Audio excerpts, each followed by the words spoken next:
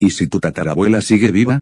Esto es lo que dice la teoría de la relatividad especial de Einstein. Morir, vaya asunto intrincado en la propia vida para el que la ciencia sigue sin respuestas, a sabiendas de que en esa búsqueda, lo más ilógico podría ser la clave para entender la existencia misma. La vida después de la muerte, ese asunto que nos mantiene hipnotizados en una conciencia sin frenos, tratando siempre de prolongarse, es decirlo, y todo nuestro sistema nervioso entra en tensión con el pasado y con el futuro, con el presente al fin y al cabo. Los seres humanos somos curiosos por naturaleza, y a la naturaleza le encanta desafiarnos.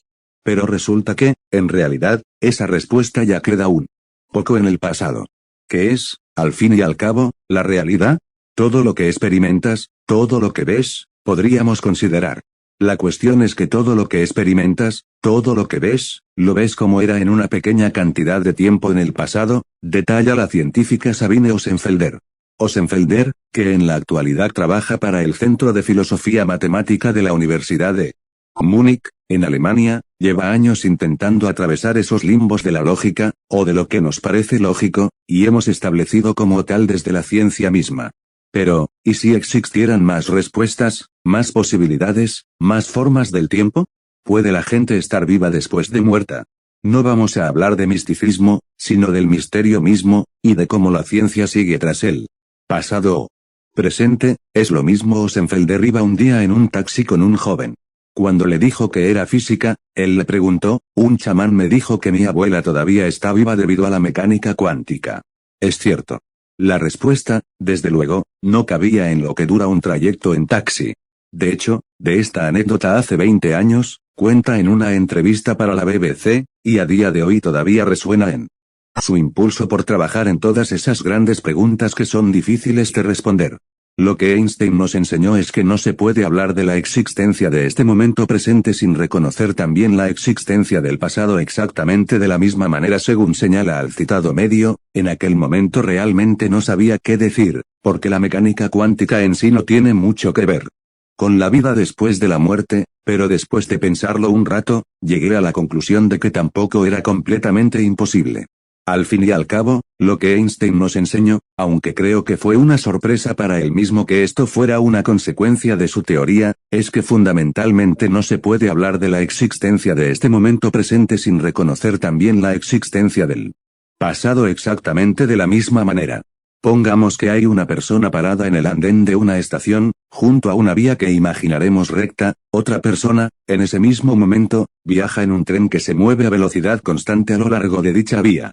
De pronto, caen dos rayos, uno a cada lado de quien espera en el andén.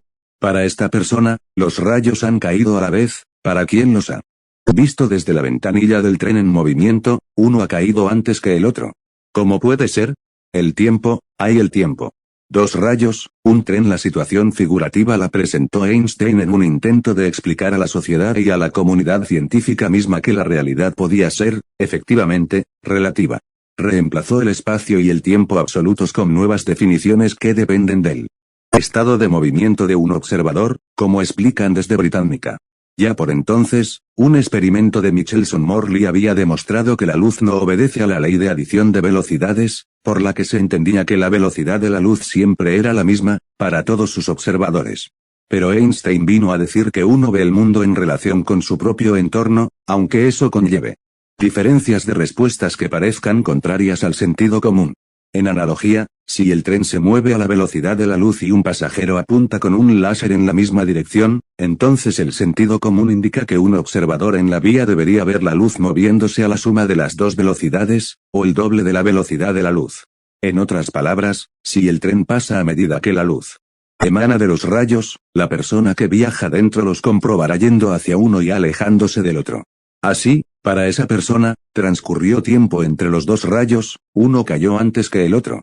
El limbo de limbos, esa imposibilidad de definir una noción de la hora en la que todos estemos de acuerdo, se llama la relatividad de la simultaneidad, apunta Osenfelder. Para entenderla, Einstein dijo que tenemos que tratar el tiempo como una dimensión. De ahí la entidad llamada espacio-tiempo. Como el limbo de limbos, siguiendo esa lógica, cualquier momento podría ser ahora para alguien, incluyendo todos los momentos de tu pasado y de tu futuro. Vamos, que es ciertamente legítimo considerar que el pasado en el que la tatarabuela del chico está viva, incluso hoy, 2 décadas después de la pregunta, existe de la misma manera que nuestro presente. En sus libros y en sus redes, esta física investigadora explica que la lógica de todo esto no sostiene el cuerpo, sino que aborda lo que una persona es más allá de este. Si lo piensas, cuando alguien muere, en cierto sentido sigue existiendo.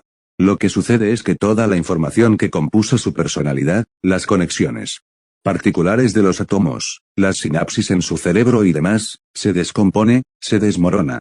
Pero sabemos, por la forma en la que funcionan las leyes fundamentales de la naturaleza, que esta información no es destruida.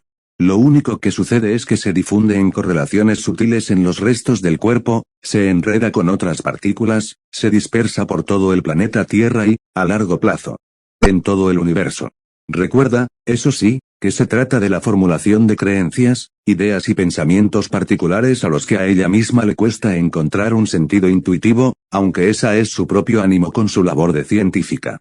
Aunque la información que constituye a una persona ya no está en un solo lugar cuando muere, y por eso no podemos hablar con ella, quizás alguien descubrirá en algún momento cómo hacerlo. Mientras tanto, todo es una auténtica ilusión.